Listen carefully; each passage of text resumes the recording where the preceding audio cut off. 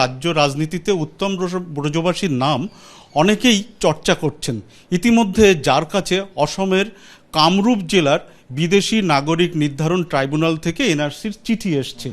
আর উত্তম ব্রজবাসী তাঁর বাড়ি দিনহাটার চৌধুরীহাটে, এবং ইতিমধ্যে তিনি 21শে জুলাইয়ের সভার উপলক্ষে তিনি এসছেন, আছেন বিধাননগরে।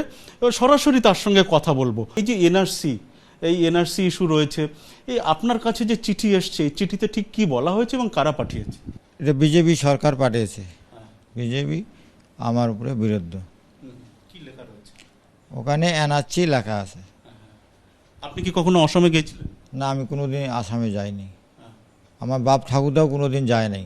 ওরা বলছে তোর বাপ ঠাকুরদা দিয়ে আসাম দিয়ে তোরা ওখানে 1 বছর থেকে 10 বছর থেকে তারপরে তোরা এদিকে আসছে, এইভাবে বলছে ওরা।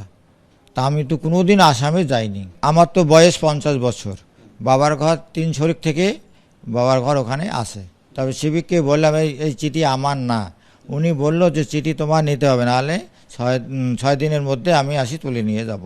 তখন আমি কি করলাম, অপূর্ব সেনার উকিলকে নিয়ে গৌহাটি গেলাম। তিনি বলল যে বাপের 14 পুরুষের কাগজপত্র সব নিয়ে আসবি, আর তোমাদের দিতে হবে কি না বার্থ সার্টিফিকেট, এগুলো সব লাগবে।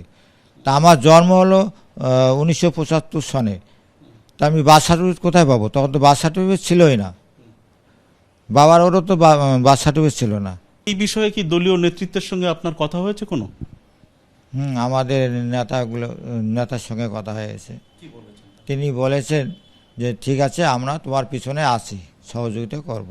আমি চিন্তা করছি আমাদের এই এরিয়ার মধ্যে আমি এনআরসিতে পড়ি না, সেটা আমি দিদির কাছে শুনতে চাই।